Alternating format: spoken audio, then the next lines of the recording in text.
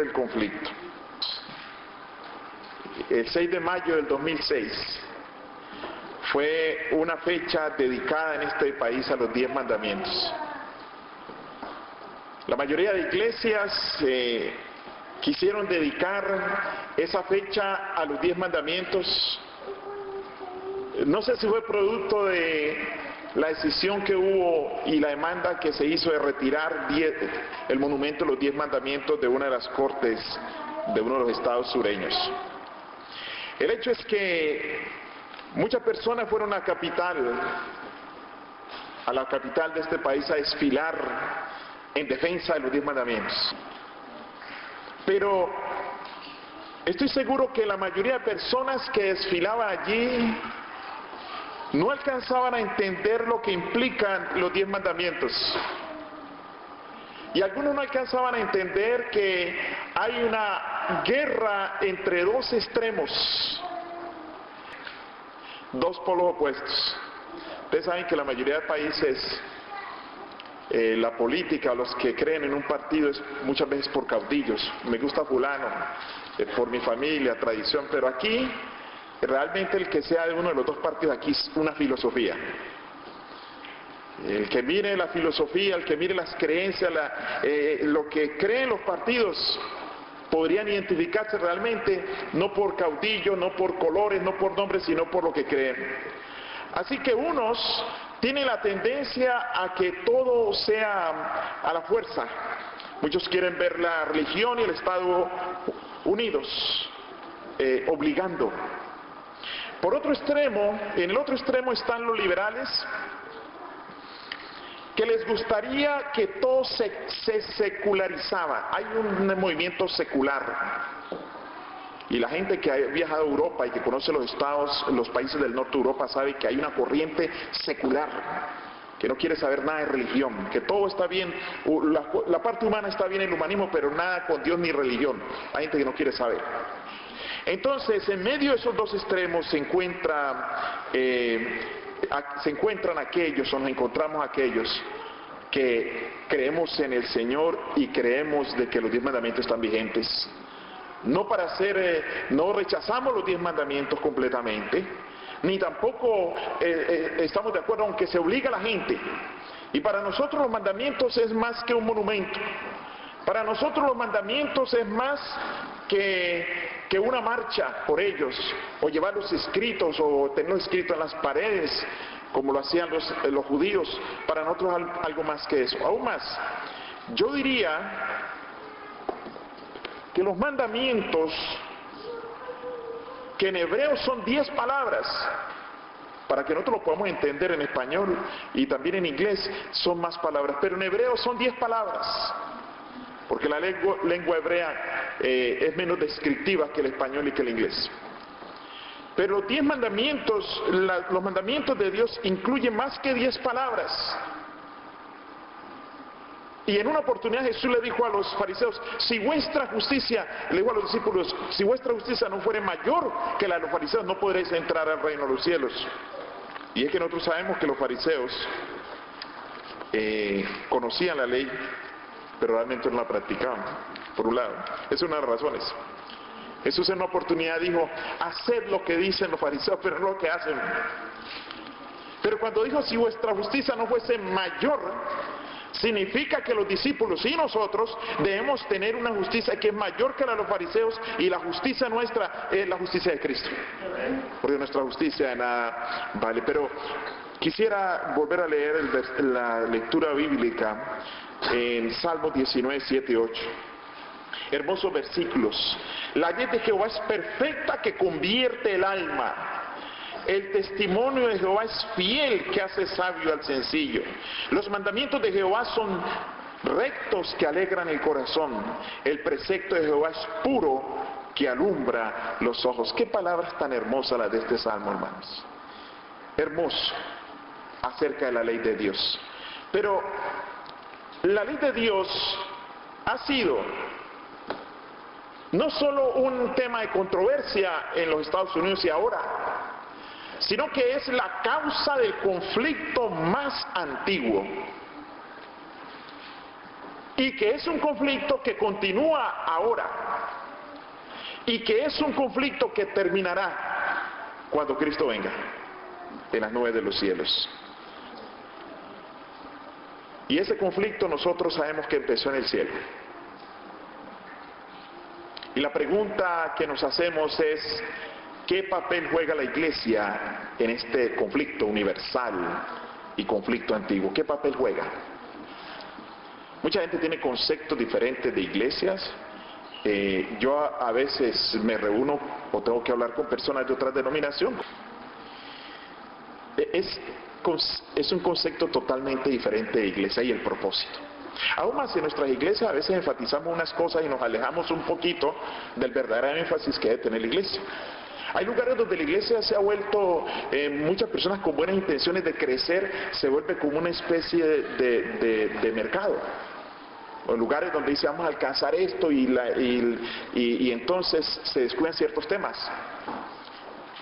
¿Cuál es el papel que la iglesia juega en todo esto? Tendremos que primero analizar el concepto bíblico de iglesia. Quizás no el concepto de iglesia que pueda tener hoy en día cualquier persona, porque hay gente que tiene un concepto de iglesia como negocio. Ustedes lo saben que hay gente que hay hasta iglesias que tienen dueños privados. ¿Cuál es el concepto de iglesia? ¿Es la iglesia un club? Podría tener características de club, por supuesto. Podría tener muchas características, pero nosotros vamos a mirar los conceptos bíblicos de iglesia. Y a veces estos conceptos bíblicos de iglesia son comunes en la mayoría de religiones. Por ejemplo, en Romanos 12:5, hay un concepto de iglesia como cuerpo.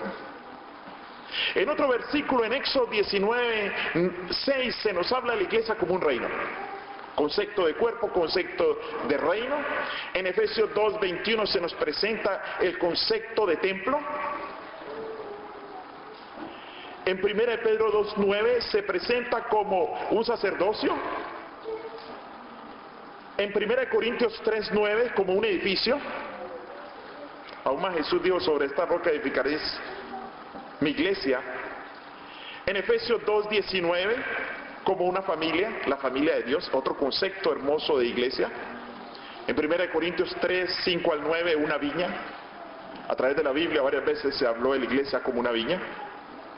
Y en Juan 10:16 como un rebaño, en el cual Jesús es el pastor y nosotros somos las ovejas. Y en 1 Pedro 2:10 un pueblo santo. Ahora, si nosotros analizamos estos conceptos, también lo tienen muchas denominaciones. Algunos quizás no los tengan todos, pero tienen algunos de ellos. Es decir, que estos son conceptos de iglesia que tienen la mayoría de iglesias y que son compartidos. Pero hay un concepto que la iglesia adventista agrega a esto y que no lo tienen las otras. Otro concepto que vuelve a la iglesia, una iglesia dinámica y profética. Y ese concepto nuevo que introducimos los adventistas al mundo cristiano y que es un concepto que tiene la iglesia adventista, es la iglesia como un ángel, con un mensaje de advertencia y convocación. Apocalipsis muestra a la iglesia como un ángel. En Apocalipsis, en el capítulo 14, presenta como ¿qué? ¿El mensaje de qué? De los tres ángeles. Representan el triple mensaje de la iglesia. Pero en Apocalipsis 18 aparece otro ángel que es el mismo. Ahora, ustedes saben que hay un predicador que anda diciendo que él está predicando el mensaje del cuarto ángel. Nosotros sabemos que Apocalipsis 18 es el mismo ángel que presenta el triple mensaje de Apocalipsis 14. Pero es un mensaje de advertencia y convocación. Un mensaje de advertencia dice, el conflicto final predica la iglesia adventista y el conflicto inicial son el mismo conflicto, pero en diferentes escenarios. Contenido Apocalipsis 14, del 6 al 12. La iglesia a la que se refiere con ese mensaje triple no es una iglesia común. Es una iglesia para la hora final con un llamamiento profético. La iglesia adventista no es una iglesia común. Es una iglesia para la hora final con un mensaje profético. con la verdad del santuario. Mucha gente se han puesto a investigar y algunos han estudiado el santuario, no adventistas, estudian el santuario como hobby, especialmente no recuerdo ahora el nombre, un erudito judío de California estudió el santuario y aportó bastante. Y él lo ve como un santuario que existió, pero no como el mensaje de la iglesia que presenta en Hebreos, un santuario que existe. Un santuario celestial que fue anunciado a través de un santuario terrenal. Y una iglesia donde la venida de Cristo no es más que una creencia, es una esperanza. Es una esperanza, es un blanco esperar allí al Señor.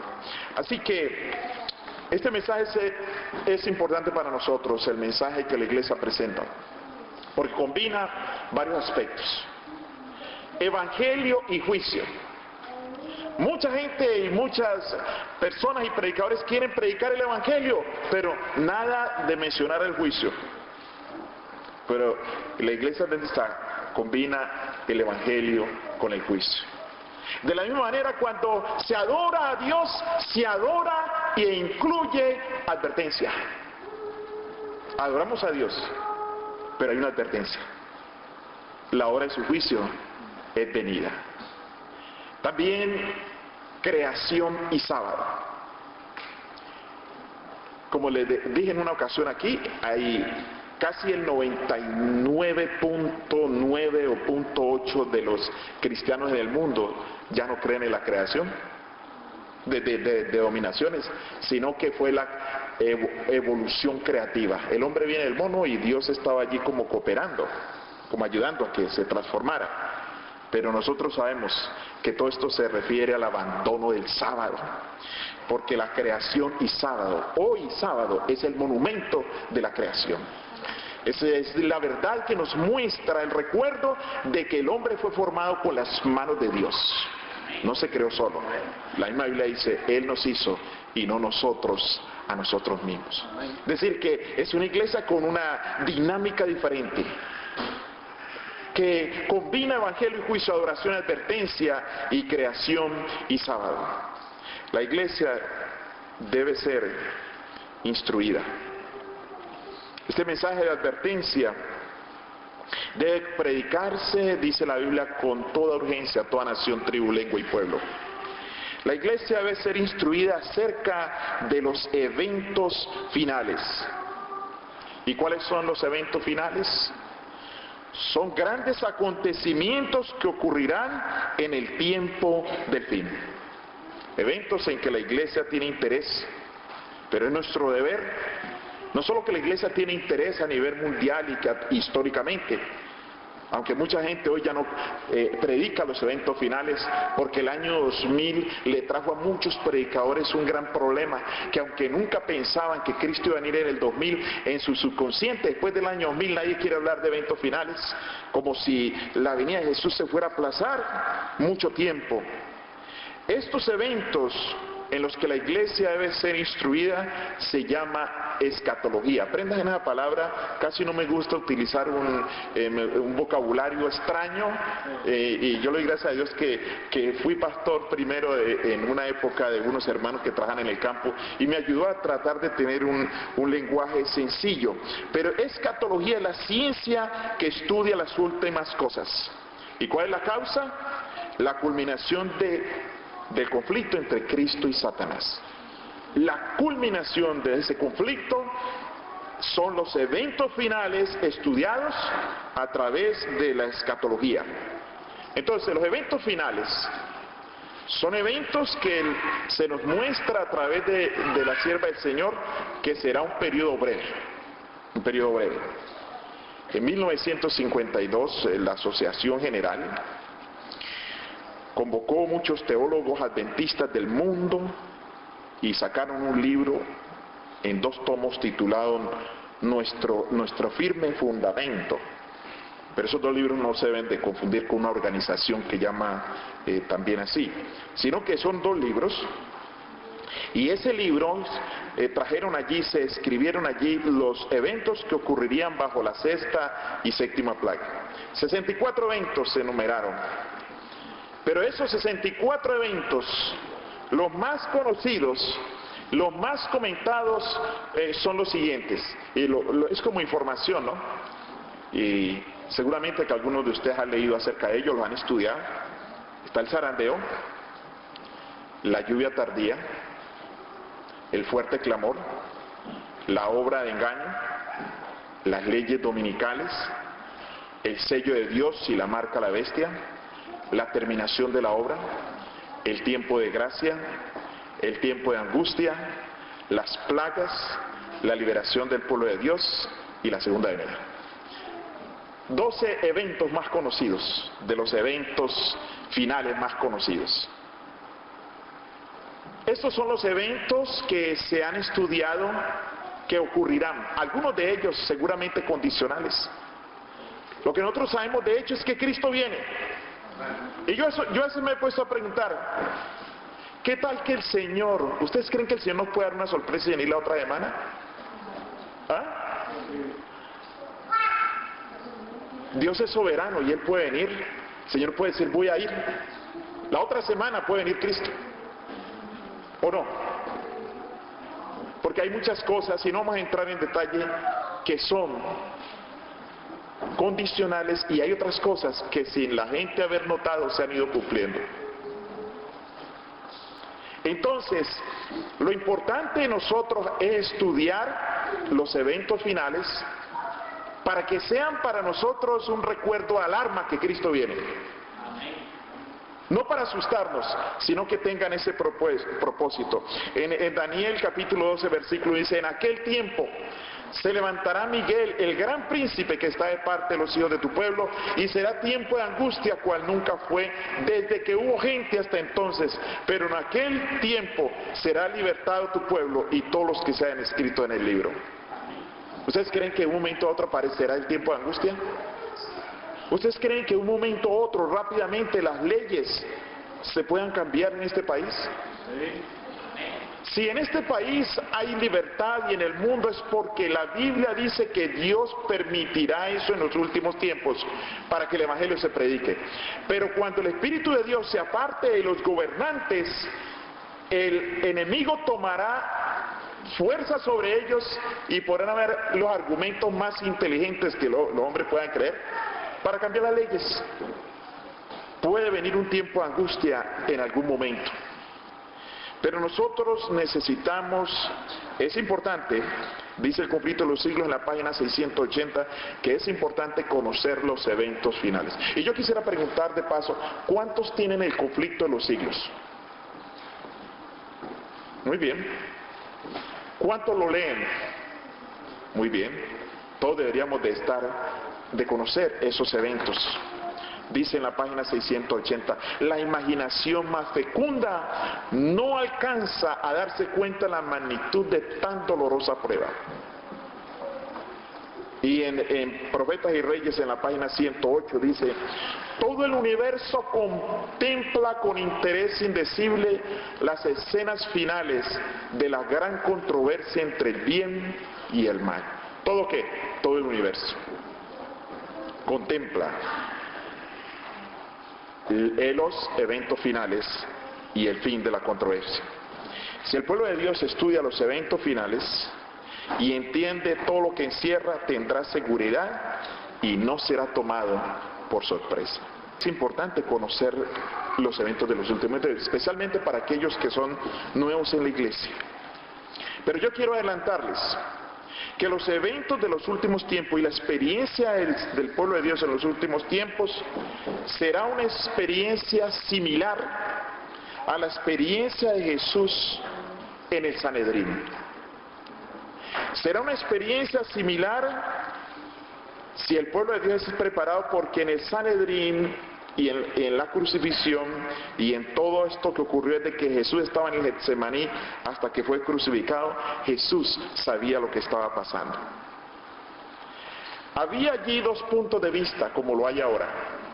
Ahora tenemos, en ese tiempo estaba el punto de vista de los hombres y el punto de vista de Jesús.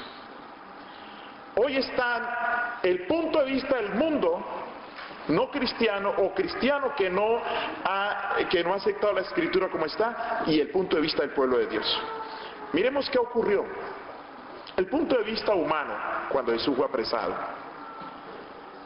ellos estaban engañados y seguros de la victoria. Ya está Jesús en nuestras manos, ya va a ser crucificado. Tenemos una victoria sobre este hombre que se ha levantado a desafiar a los fariseos, a desafiar a todo el mundo. Ya lo tenemos en nuestras manos. Otros decían, los judíos ya vencieron a Jesús. Punto de vista humano. El punto de vista humano incluía, después de tanto luchar, está en nuestras manos. Nunca pudimos ganarle un argumento, porque ellos siempre le hacían preguntas cauciosas a Jesús, trampas, nunca pudimos. Ellos se consiguieron unos testigos falsos y ahora ya lo tenían en las manos, con aprobación de Pilato y con la aprobación de Herodes y la aprobación del templo. Ya Jesús estaba en sus manos.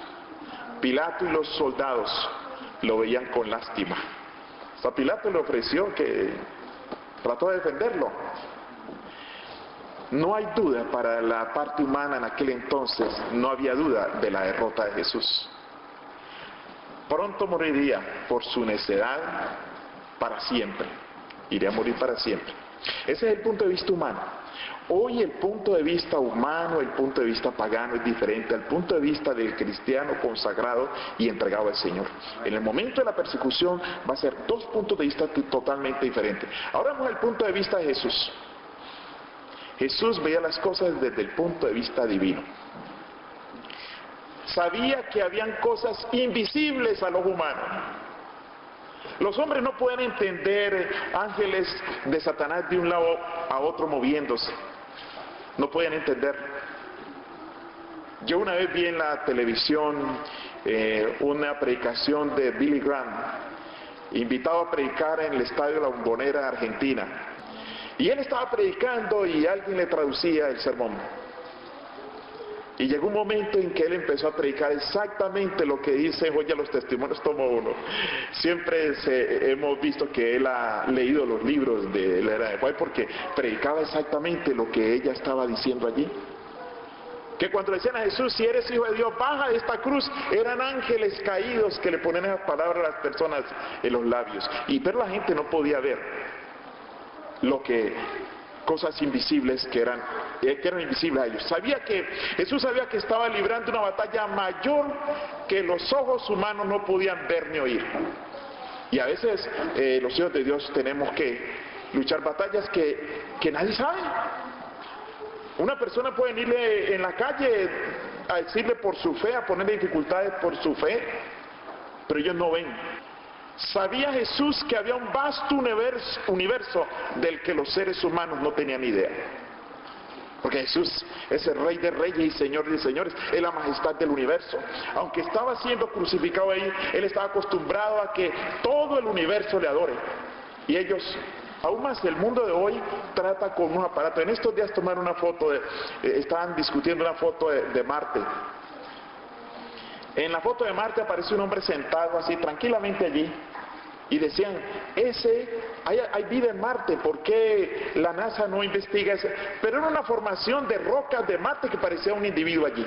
Y los hombres gastan millones tratando de ver si en el vasto universo hay vida, si hay alguna molécula por allá, algún organismo unicelular, diríamos una amiba que es unicelular o tal vez uno que ya tenga variación, un protozoario. Tratando, pero nosotros sabemos por el Espíritu Santo y por la Biblia, como lo sabía Jesús, que hay un vasto universo del cual los hombres no tienen idea con toda su ciencia.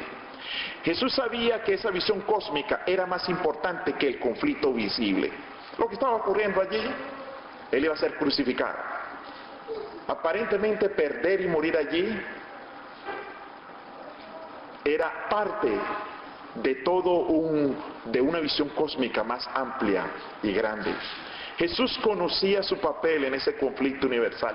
Jesús no aceptó ser rey. Jesús hubiera podido ser un rey, tenía poder para ser un rey, hubiera sido un rey terrenal, hubiera podido vencer a todos los gobiernos, a todos los imperios de aquel entonces. Jesús tenía capacidad para hacerlo, pero Él conocía su papel. Él vino a morir por nosotros, por la raza humana. Sabía que era el Salvador del mundo y que la reputación de Dios y de la reputación, iba a salvar el mundo y a salvar la reputación de Dios ante el universo. Con el sacrificio de Jesús, al haber dado Dios su Hijo unigénito, nadie tiene un argumento contra Dios. Salvó Jesús el mundo y salva la reputación de Dios ante el universo. Esa noche dijo varias cosas que prueban que sabía lo que estaba en juego. Jesús dijo varias cosas allí. Vino Pedro tratando de arreglar las cosas humanamente y le cortó la oreja a un oficial de la guardia del templo. Jesús la tomó y la puso de nuevo. Y dijo, entonces Jesús dijo, vuelve tu espada en tu lugar. Porque todos los que tomen espada perecerán. ¿Acaso piensas que no puedo ahora orar a mi Padre y Él no me daría más de 12 legiones de ángeles? Pero ¿cómo entonces se cumplirán las Escrituras de que es necesario que así se haga? Hermanos, ¿cuántas legiones dice allí el Señor? ¿Le haría el Señor? 12 legiones. Y una legión para aquel entonces estaba compuesta por 6,000 soldados. En otras palabras, Jesús está diciendo, 12 por 6,000, mi Padre me daría 72,000 ángeles. Con solo hablar, 72,000 ángeles del ejército de Dios vendrían a defenderlo. Y yo quiero decirles que de acuerdo a la pluma inspirada, un solo ángel, el ángel de mejor rango, puede solo destruir toda la hueste satánica. Pero aquí estamos hablando de que el Señor tendría a su disposición, si Él quería, 7,000 ángeles. Además de eso, Jesús fue conjurado en el nombre de Dios si Él era el Mesías. Pero dice ahí más, Jesús callaba. Entonces el sumo sacerdote le dijo, te conjuro por el Dios viviente, que nos digas si eres tú el Cristo, el Hijo de Dios. Jesús le dijo, tú lo has dicho. Y además os digo que desde ahora veréis al Hijo del Hombre sentado a la diestra de Dios y viniendo en las nubes de los cielos. Mateo 26, 63. Es decir, que vemos el punto de vista de Jesús, muy diferente al punto de vista humano. Y 2 veces Jesús, no solo al sumo sacerdote, sino que 2 veces Jesús le reveló a Pilato la naturaleza universal del conflicto cuando éste le preguntó, ¿eres el rey de los judíos? Respondió Jesús, mi reino no es de dónde, no es de este mundo. Claramente le está mostrando que aunque nadie sabía, Él tiene un reino que es universal. Mi reino no es de este mundo, es decir, mi reino no es un reino carnal, físico que ustedes ven, es más que eso.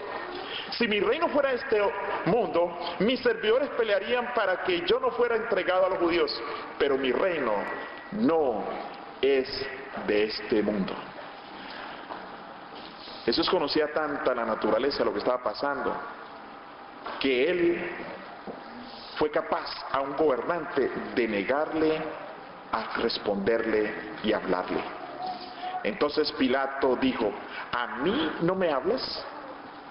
¿No sabes que tengo autoridad para crucificarte y que tengo autoridad para soltarte? Respondió Jesús, ninguna autoridad tendrías contra mí si no te fuese dado de arriba. Por tanto, el que a ti me ha entregado, mayor pecado tiene. Esta era la realidad de Jesús. El punto de vista de Jesús diferente al punto de vista de los hombres. En la crisis que hemos de enfrentar, en el conflicto universal, es mucho más importante que los seres humanos pueden percibirlo. Cristo sabía que estaba de parte de Dios. Su pueblo en los últimos tiempos sabrá que está de parte de Dios. Este conocimiento de que estamos de parte de Dios, aceptado, creído con fe, da valor y da una firmeza inconmovible y le hará finalmente la victoria a los fieles. Ese convencimiento de que estamos de parte de Dios. Estamos de parte de Dios, pero desafortunadamente no lo están los que se rechazan sus mandamientos. Hay miles y millones que conocen los mandamientos y los rechazan, aunque hay muchos que no los conocen. Y dicen en Patriarcas y Reyes, página 444, Satanás despierta indignación contra la minoría que se niega a aceptar las costumbres y tradiciones populares. Hombres encumbrados y célebres se unirán con los inicuos y los viles para concertarse contra el pueblo de Dios. Las riquezas, el genio y la educación se combinarán para cubrirlo de desprecio. Los hijos de Dios van a ser avergonzados, o vamos a ser avergonzados. Es la posibilidad, pero como decía antes, Dios es soberano. Y si el Señor llegase a venir la otra semana y termina todo y nos vamos para el reino de los cielos, estoy seguro que nadie le va a decir, Señor, ¿pero por qué? ¿Por qué no haces que cumplieran las otras cosas que se cumplieron en parte?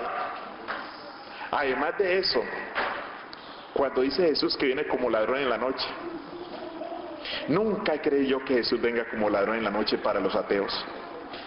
Ni nunca he creído que Jesús venga como ladrón en la noche para el mundo cristiano. Él viene como ladrón en la noche para aquellos que creen que viene y que viene físicamente. Y que quizás estemos esperando muchas cosas que a veces han sido malinterpretadas o que se han cumplido o que simplemente son condicionales, y cuando damos es que Jesús viene de sorpresa. Así que cuando el mundo nos ridiculice y se burle de nosotros diciendo que somos una secta de fanáticos ignorantes, la pregunta es, ¿seguiremos creyendo que somos el remanente de Dios? ¿Qué? ¿Iremos a creerlo todavía? ¿No? Las apariencias mostrarán lo contrario. Es decir, aparentemente podemos estar derrotados. Y yo estoy seguro, hermanos, que aunque alguien se sienta débil, si confía en el Señor y cree que no va a soportar, Dios le va a dar fortaleza y va a salir adelante. Porque entre más nosotros nos sintamos pequeños y más nos sintamos indignos y nos aferramos a Dios, Dios nos va a bendecir. Es como cuando alguien me pregunta que, pastor, ¿usted le da nervios cuando habla en público? Y yo le digo, pues cuando no tengo le pido a Dios que me dé nervios, que me ponga bien nervioso para poder depender de Él. Nosotros necesitamos depender de Dios. El mundo dice lo contrario. El mundo dice que hay que tener estima propia, autoestima, y algunos ya con el tiempo le pusieron medida alta, baja. No, lo que tenemos que tener es estima a Cristo y depender de Él. Ahora, podremos nosotros, si nosotros fijamos nuestra mirada en el Señor, confiamos en Él, el estudio de los eventos de los últimos tiempos no nos va a dar miedo, temor, sino que nos va a dar confianza. Dice la palabra, la pluma inspirada, en Joya los Testimonios, tomo 2, página 411, y los jóvenes deberían entender las cosas que acontecerán antes del fin de la historia del mundo. Estas cosas tienen que ver con nuestro bienestar eterno y los maestros y alumnos deben de prestarle atención. Es decir, que los jóvenes deben de conocer los eventos de los últimos tiempos. Es para todos. Dice ahí que los jóvenes. Y en Testimonios tomo 7, página 14, dice, aquellos que se coloquen bajo el control de Dios para ser guiados por Él, aceptarán el paso continuo de los eventos hasta que Él esté, hasta que Él ha dispuesto que ocurran, dice allí en Testimonios. Pero quisiera contarles que en todo hay peligro. Hay dos peligros en cuanto a los eventos de los últimos tiempos. Y esos peligros son el sensacionalismo y el engaño. Dos peligros. Debemos conocer los eventos de los últimos tiempos, estudiarlos, analizarlos, por supuesto, oír de ellos, por supuesto, pero no hemos de caer en esos peligros. El peligro del sensacionalismo. Énfasis en eventos que entrañan peligro o suscitan temor. Muchos se fascinarán por la persecución, la ley dominical y el tiempo de angustia. En cambio, prestarán poca atención al Evangelio eterno, la lluvia tardía, el fuerte clamor y la terminación de la obra y la venida de Cristo. Es decir, que nosotros debemos de estudiar esos eventos, conocerlos todos, pero el énfasis debe estar en los últimos ahí presentados. Dios no dejará que sus hijos sean víctimas pasivas. Dios liberará a sus hijos, liberará a su pueblo. Los fieles seremos actores principales en la más memorable confrontación entre el bien y el mal. Decía un profesor, con tantos radares, con los GPS, con los navigators, fácilmente encuentran a cualquiera que se va a esconder. Y la gente está más asustada ante tanta tecnología. Si lo están persiguiendo, no necesitan sino poner un radar que con el calor muestra dónde están los cuerpos y listo, los encontraron. Pero nosotros no hemos de temer eso porque Dios estará en nuestra parte. Si hay mucha tecnología, Dios puede dañarla, lo que sea. Lo que necesitamos nosotros es confiar en el Señor. Sí. Mensajes selectos. Muchos apartarán su mirada lejos de los deberes actuales, del actual consuelo y de las presentes bendiciones, y pedirán prestado dificultades para la crisis futura. Esto significa fabricar un tiempo de angustia anticipado. Dicen Mensajes Selectos, tomo 3, página 438. Es decir, que nosotros no hemos de anticipar una angustia. También dicen en Mensajes Selectos, tomo 2, página 211, hay un peligro de angustia que se aproxima para el pueblo de Dios. Pero no hemos de mantener eso constantemente delante de los nuestros. Manejándolos de tal manera que pasen por un tiempo de angustia de antemano. Ha de haber un zarandeo entre el pueblo de Dios, pero no es esa la verdad presente para llevar a las iglesias. Es decir, hay que conocerlo, pero eso no es la parte central. El peligro del engaño fue anunciado en las Escrituras, en Mateo 24, 23 al 24. Entonces alguno dijere, mirad, aquí está el Cristo, o mirad, allí está, no lo creáis, porque se levantarán falsos cristos y falsos profetas, y harán grandes señales y prodigios, de tal manera que engañarán, si fuere posible, aún a los escogidos. Sabes que el enemigo tiene un menú para toda persona, porque los engaños de los últimos días van a ser bien fuertes. Y en 2 Tesalonicenses 2, 3 y 4 dice, nadie os engañe en ninguna manera, porque no entra sin que antes venga la apostasía y se manifieste el hombre de pecado, el hijo de perdición, el cual se opone y se levanta contra todo lo que se llama Dios o es objeto de culto, tanto que se sienta en el templo de Dios como Dios, haciéndose pasar por Dios. Y Apocalipsis también nos muestra de los engaños de la boca del dragón y de la boca de la bestia. ¿Qué sucedió? Salieron que 3 espíritus inmundos, 2 a manera de ranas, pues son espíritus de demonios que hacen señales y van a los reyes de la tierra en todo el mundo para reunirlos para la gran batalla, aquel día del gran Dios Todopoderoso. He aquí yo vengo pronto, yo vengo como ladrón. Bienaventurado el que vela y guarda sus ropas para que no ande desnudo y vean su vergüenza. Debemos de estar preparados. A pesar de que el Señor ha dicho que ni la hora ni el día nadie lo sabe, se han hecho más de 20 intentos para establecer una fecha de la venida de Cristo en los últimos 165 años. ¿Cuántos intentos? 20 intentos de gente supuestamente seria y conocedora para establecer la fecha. Pero lo que el Señor nos muestra es que debemos de estar preparados, fieles lectores de las palabras de Dios con oración, conociendo los eventos de los últimos tiempos y recordando que el conocimiento de los eventos de los últimos tiempos no nos salva. Quien nos salva es ¿quién? Es Cristo. Pero el conocimiento de los eventos de los últimos tiempos ayudarán a fortalecer nuestra fe y estaremos nosotros siempre atentos, porque la unión de la iglesia y del Estado es cada vez más cercana. Aquí vemos un símbolo de esta nación vestido de sacerdote. Eso es lo que muchos quieren, que haya una unión, para que a través de eso se haga la santificación a un día que el Señor nos santificó. Proclamarán la santificación del domingo y tratarán de hacerla obligatoria de una u otra manera. Y voy a leer 2 citas más y 2 versículos para terminar.